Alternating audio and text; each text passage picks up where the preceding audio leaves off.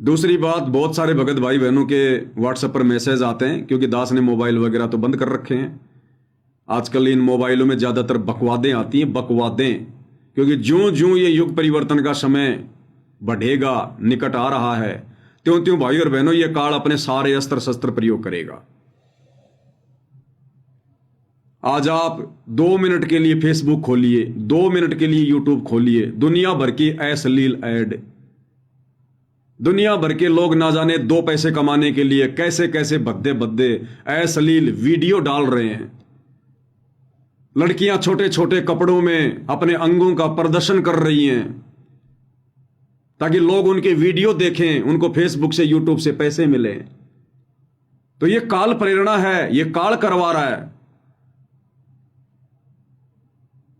परमेश्वर के बच्चों को विषय वासनाओं में धसाने के लिए, उनके मन में खरपतवार पैदा करवाने के लिए ये काल की बकवाद है। ये सतगुरु ने तो केवल भगवान देखने के लिए, सत्संग सुनने के लिए ये मोबाइल दिए, और काल इनमें बकवाद दिखाएगा। इसलिए दास ने एक मैसेज डाला था, वीडियो बनाया था, दास लाइव आया था आज से 2-2.5 महीने पहले, कि भाई दास तो अपना एक छोटा सा मोबाइल ले आया है कीपैड का, और दास तो बस केवल इसी को रखेगा, और बाकी जो मोबाइल हैं वो दास ने दोनों सिम बिल्कुल बंद कर दी हैं। सुबह शाम हल्का फुल्का व्हाट्सएप वगैरह देख लेते हैं, किसी का मैसेज आता है तो, अन्यथा अपना फेसबुक पर ही वीडियो वगैरह डाल देते हैं। तभी भक्ति बनेगी, नहीं तो नहीं बनेगी। अगर हम इसी मोबाइल में घुसे रहेंगे, जब मर्जी आया जेब से निकाला, यूट्यूब देखने लग गए, देखते रहो। काल ने बकवादे फिट कर रखी हैं, रील पे रील, शॉर्ट वीडियो पे शॉर्ट वीडियो, एक से एक मनोरंजन, हंसी मजाक, आगे से आगे घुमाते रहो घुमाते रहो। काल इस समय माड़ा नहीं घुमाने देगा, उंगली घुमवाएगा, लेकिन कहां? मोबाइल पर। यह शैतान की निशानी है, ये मोबाइल शैतान की निशानी, क्योंकि शैतान इनका दुरुपयोग करवा रहा है। परमात्मा ने जो ये उपकरण बनवाए हैं, शैतान इनका दुरुपयोग करवा रहा है। कई भाई कंफ्यूज हो जाते हैं, अरे फिर ये विज्ञान, ये मोबाइल काल ने दिए हैं या फिर भगवान ने दिए हैं? देने वाला तो एक ही है, दाता एक राम, भिखारी सारी दुनिया। परमात्मा ने यहां का जो सिस्टम सेट कर रखा, उसके माध्यम से सारा काम करता है। परमात्मा ने हम आत्माओं के लिए, भक्ति करवाने के लिए, भक्ति में सहयोग के लिए ये विज्ञान इस काल के माध्यम से दी है। काल को परमात्मा ने प्रेरणा की, काल ने प्रेरणा की अपने देवी देवताओं के माध्यम से यहां के व्यक्तियों में, जिनको हम वैज्ञानिक कहते हैं। काल अपने देवी देवता भेज देता है, जैसे खुद महाभारत में श्री कृष्ण के अंदर प्रवेश कर गया और पूरा ज्ञान दे गया। इसी प्रकार ये काल अपने देवी देवताओं को प्रेरित करता है। वो देवी देवता इन वैज्ञानिकों के अंदर भूत की तरह प्रवेश करके, जिस प्रकार इस काल ने वेद व्यास जी के अंदर भूत की तरह प्रवेश करके और ये 18 पुराण, गीता जी वगैरह सारे शास्त्र लिखवाए, ऐसे ही ये काल क्या करता है, अपने देवी देवताओं को प्रेरित करके उनके माध्यम से और वैज्ञानिकों में जो है प्रवेश करके फिर ये सारे उपकरण बनवाता है। तो मेन जड़ है परमात्मा, शुरू वहीं से होता है। तो काल ने तो इनका दुरुपयोग फिर करवाना था। काल थोड़ी चाहेगा फिर इनका सदुपयोग हो, और दुरुपयोग हो रहा है, जबरदस्त हो रहा है दुरुपयोग, जबरदस्त। जितनी गंदगी फैलानी थी वो फैला रहा है। तो दुनिया तो भाई और बहनों उस गंदगी में धसी हुई है, लेकिन हम भक्तों को परमात्मा ने ज्ञान करवा दिया, तो अब हमने जानबूझकर इस गंदगी में नहीं धसना है। हमारे हित में होगा यदि हम इन मोबाइलों का प्रयोग कम से कम करें, कम से कम, वर्तमान समय में कम से कम। आपने दिन में 4 घंटे भक्ति की, और यदि आपने 10 मिनट भी वो बकवाद देख ली, वो दुनिया भर के वो फालतू के वीडियो मनोरंजन वाले, हमारी 4 घंटे की भक्ति का वही सत्यानाश हो जाता, वही सत्यानाश। हम आत्मा को इतना 4 घंटे में चार्ज नहीं कर पाते जितना 10 मिनट में आत्मा को हम लोग बेहोश कर देते हैं वापस। क्योंकि यदि हमारे अंदर कोई गंदी सोच भी आती है ना, तो हमारा भक्ति का बैलेंस जा रहा है। बैलेंस, ये जरूरी नहीं है कि मोटरसाइकिल चलेगी तभी उसका पेट्रोल जलेगा। अगर आपने स्टार्ट करके छोड़ दी तो भी उसका पेट्रोल जलेगा। तो जरा भी हमारे मन में कोई बकवाद आ गई, कोई खुरापात आ गई, मोबाइल पर, फेसबुक पर, यूट्यूब पे, क्योंकि हम ज्यादा देखेंगे तो हर 2 4 5 वीडियो के बाद एक गंदा वीडियो आएगा ही आएगा। और मन तो बैठा हुआ भैया, तुरंत उसको देखने का प्रयास करेगा और उल्टे सीधे उन अंगों के ऊपर हमारी नजरें जाएंगी। सीधी सी बात है, ये आंखें तो स्कैनर है, स्कैनर। ये आंखें जो है ये स्कैनर का काम करती हैं। सामने 10 बहन बेटी खड़ी है और उनमें एक अगर सबसे ज्यादा सुंदर है, गोरी है, 9 को छोड़ के ये आंखें उस पर टिकेंगी, क्योंकि ये स्कैनर हैं। तो मोबाइल में जब हम देखेंगे और जैसे उस मन की खुराक आएगी तो तुरंत आंखें टिक जाएंगी, वहीं रोक देंगे हम। और अगर हमने 10 सेकंड भी देख लिया उसको, बहन बेटे को, ऊपर से नीचे, तो हमारी भक्ति का कितना बैलेंस जाएगा। इसलिए दास ने तो भैया सतगुरु की प्रेरणा से बहुत सोच विचार करके आप भाई बहनों को भी संदेशा दे दिया है। और दास ने तो उसी दिन से दोनों सिम बंद कर ली। मोबाइल रखना मेरी मजबूरी है, क्योंकि वीडियो बनाना, फिर इनको छोटे छोटे वीडियो बनाना, फिर फेसबुक पे डालना, व्हाट्सएप पर डालना, ये मेरी मजबूरी है। तो मैं खाली वही काम करता हूं, बस इनसे सेवा का ही। बाकी हल्का फुल्का सुबह शाम व्हाट्सएप देख लिया बहुत है, नहीं तो सुमरण नहीं करने देगा ये कार्ड। जैसे सुमरण करने बैठेंगे वो मोबाइल पर देखी गई बकवाद यूं की यूं बार बार आंखों के सामने आएगी। तो इसलिए भाई और बहनों, अब हमने हर प्रकार से काल के षड्यंत्र से बच के रहना है, बच के। क्योंकि काल को पता है मन रूप में बैठा हुआ ये सारा नोटिफिकेशन भेजता ऊपर कि इन आत्माओं ने तो विषय वासनाओं से भी दूरी बना ली है, ये हो कैसे गया, हो कैसे रहा। ये मन काल को सूचना भेजता है कि बोश, हमने तो सतयुग त्रेता द्वापर में किसी को विषय वासनाओं से दूर नहीं होने दिया। बड़े बड़े भक्तों को हमने विश्वामित्र जैसे को डगमग कर दिया, हमने वेद व्यास जैसे को डगमग कर दिया, श्रृंगी ऋषि जैसे को डगमग कर दिया, और उस अगस्त्य ऋषि जैसे को हमने डगमग कर दिया। अगस्त्य ऋषि ने, गुरुदेव भगवान ने बताया, एक राजा के संतान नहीं हो रही थी। अगस्त्य ऋषि के पास गया वो राजा और रानी और कहा कि भगवान दया करो, दया करो, दया करो। अगस्त्य ऋषि ने आशीर्वाद दे दिया कि जा तेरे संतान हो जाएगी। उस राजा के 9वें महीने 10वें महीने कन्या उत्पन्न हो गई, बेटी। काफी समय हो गया, बेटी जवान हो गई, 18-20 साल की। एक समय राजा रानी ने सोचा, क्योंकि काल प्रेरित करता है भक्ति बर्बाद करवाने के लिए। अगस्त्य ऋषि का नियम था, वो किसी गृहस्थी के घर पर नहीं जाता था, चाहे कोई कितना बड़ा सेठ क्यों ना हो। तो राजा रानी के अंदर काल ने प्रेरणा की कि उस ऋषि को लेकर आओ, उसको भोजन करवाओ, उसके आशीर्वाद से तुम्हारी बेटी हुई है। तो गुरुदेव ने बताया, राजा रानी दोनों चले गए, बड़ी मिन्नत करी, उसने मना कर दिया। राजा रानी ने पैर पकड़ लिए एक एक, बोले महाराज आपको चलना ही पड़ेगा, आपकी दया से तो हमारा वंश चला है। तो अगस्त्य ने कहा कि मैं केवल 1 दिन रुकूंगा, केवल 1 दिन। बोला महाराज ठीक, आप 1 दिन रुक जाना। आ गए उसके घर पर। और घर पर आए तो राजा रानी ने ऋषि जी की सेवा में उस बेटी को लगा दिया कि बेटी तू तो इसी ऋषि का प्रसाद है, ऋषि जी की सेवा कर। वो लगी ऋषि जी की सेवा करने, कभी उसको पानी पूछे, कभी उसको क्या पूछे। ऋषि जी का मन आ गया उस पे। 1 दिन के कह के आया था, महीना भर बीत गया। और अंत में राजा को कहा कि मेरी शादी कर दो इस कन्या से।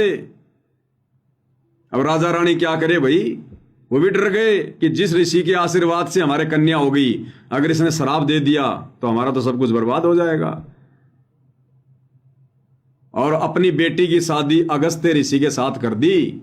अगस्त्य ऋषि के वचन से वो बेटी उत्पन्न हुई और अपनी बेटी से वो ऋषि जिसकी दुनिया महिमा कर रही है, जिसने सातों समुद्रों को एक घूंट में पी लिया। तो ये काल ऐसे ऐसे कुकर्म करवाता है। तो मन काल को नोटिफिकेशन भेजता कि बॉस ये क्या माजरा है, क्या चल रहा है ये धरती पर कलयुग में, और ऐसी ऐसी आत्माएं युवा अवस्था में भाई बहन के रिश्ते बन रहे हैं पति और पत्नी के बीच में। बॉस ये क्या चल रहा है, मेरा तो दिमाग घूम रहा है। हमने सतयुग में नहीं छोड़ा किसी को, इतना अच्छा वातावरण था। ये कौन है ये? तो क्या काल चद्दर ओढ़ के सो रहा है क्या? उसको पता नहीं है क्या? उसने तो वचन लिया था कि भगवान चौथे युग में जितने मर्जी जीव ले जाना। तो भैया इतनी आसानी से वो हमारे को पतिव्रता धर्म पर रहने देगा क्या? विषय वासनाओं से दूर रहने देगा क्या? गंदगी और खुरापात से दूर रहने देगा क्या? इसलिए उसने इन मोबाइलों में बकवाद भरवा दी दुनिया भर के लोगों से। बकवाद, लज्जा और शर्म की कोई चीज ही नहीं है। अच्छे अच्छे घरों की बहन बेटियां, अच्छी अच्छी लड़कियां आधे आधे कपड़ों में कभी अपने स्तन दिखाती हैं, कभी अपने पैर दिखाती हैं। कैसे कैसे वीडियो बनाए जा रहे हैं केवल लोगों को दिखाने के लिए, दो पैसों के लिए। इज्जत बेच खाई इंसान ने, इज्जत, अपनी इज्जत का ग्राहक खुद ही बन रहा है। तो भाई और बहनों, ये अब हमारे मतलब की चीजें नहीं है ये मोबाइल वगैरह। हमारे मतलब की थी, हमें सतगुरु ने समझा दिया, सारा ज्ञान दे दिया, सारा जमेला बता दिया। अब हमने सत्संग और भक्ति दो चीजों से ज्यादा लगाव रखना है। हमने इन फालतू के वीडियो से, शॉर्ट वीडियो से, रील वगैरह से कोई मतलब नहीं रखना हमने। बची कुची जो कसर है अब ये काल इन सतलोक आश्रमों में पूरी करवा रहा है। वीडियो बनवा बनवा के, फिल्मी गाने बनवा बनवा के, लड़कियों के सुंदर सुंदर लड़कियों के वीडियो बनवा बनवा के, कभी कोई दहेज के ऊपर बनाएंगे 1 घंटे का वीडियो, कभी किसी के ऊपर, उनमें फिल्मी गाने ठोक दिए जाते हैं। सुंदर सुंदर लड़कियां बना दी जाती एआई से, ताकि भक्तों का मन मचले, रमेणी करने की प्रबल इच्छा हो कि शादी तो करनी चाहिए। जैसे उस ऋषि ने, सोबरी ऋषि ने मगरमच्छ के बच्चों को देखकर, मगरमच्छ के परिवार को देखकर और मन में शादी करने की ठान ली। तो इन आश्रमों में ये वीडियो देख देख के, इन वीडियो में एआई से बनाई गई सुंदर सुंदर स्त्रियां देख देख के इन भक्तों के मन में भी काल सोबरी ऋषि जैसी प्रेरणा करेगा कि रमेणी तो होनी चाहिए। रमेणी बिना क्या जीवन, अधूरा है, ग्रस जीवन तो मैंने भोगा ही नहीं। ये हो रहा है। तो काल चिंतित है कि ये हो क्या रहा है, ये कौन है, ये क्या है, ये सत्सेवक वगैरह। तो भाई कोशिश तो पूरी करेगा ये। और अब इस स्थिति में आकर, साथ संगति से इस स्टेज पर आकर कोई मंद बुद्धि निर्भागी प्राणी होगा जो काल के जाल में फंसेगा। तो भाई इन मोबाइलों का ज्यादा यूज मत करो। अगर आपको ज्यादा ही आपका यूज होता है मोबाइलों का, तो मेरे भाई फिर भी बात करने के लिए एक कीपैड का मोबाइल ले लो, छोटा सा, 1000, 2000 का, 4000 का, जैसी भी आपकी आर्थिक स्थिति है।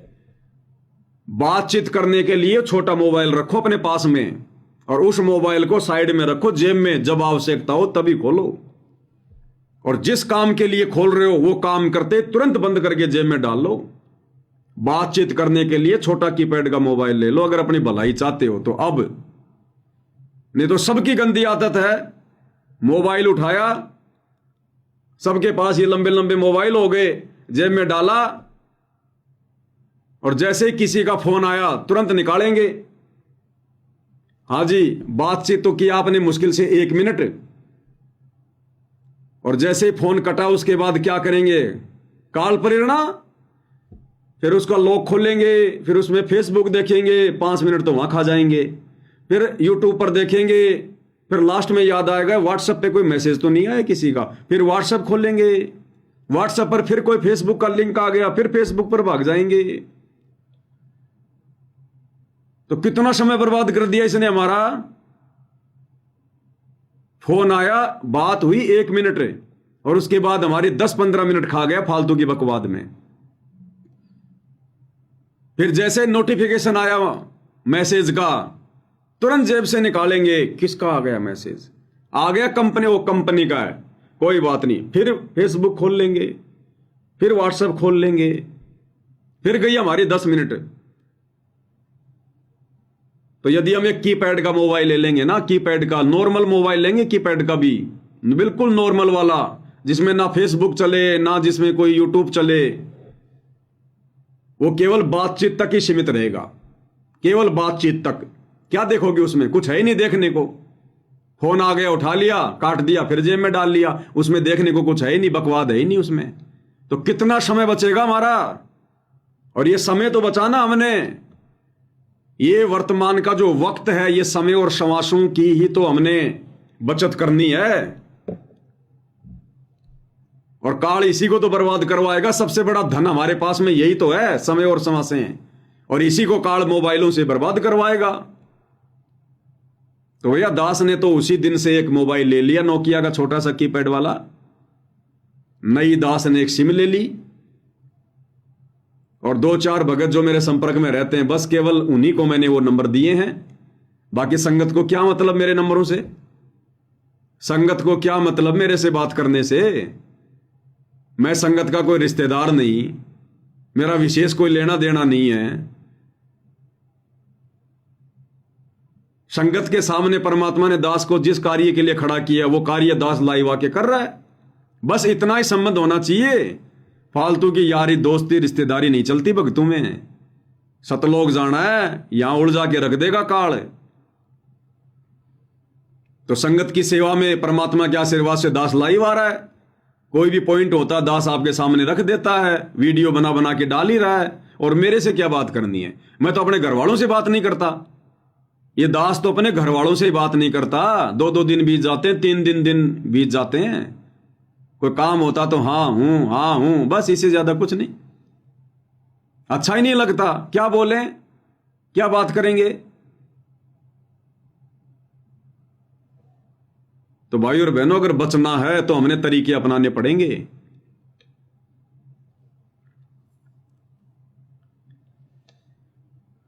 तो गुरुदेव भगवान के आशीर्वाद से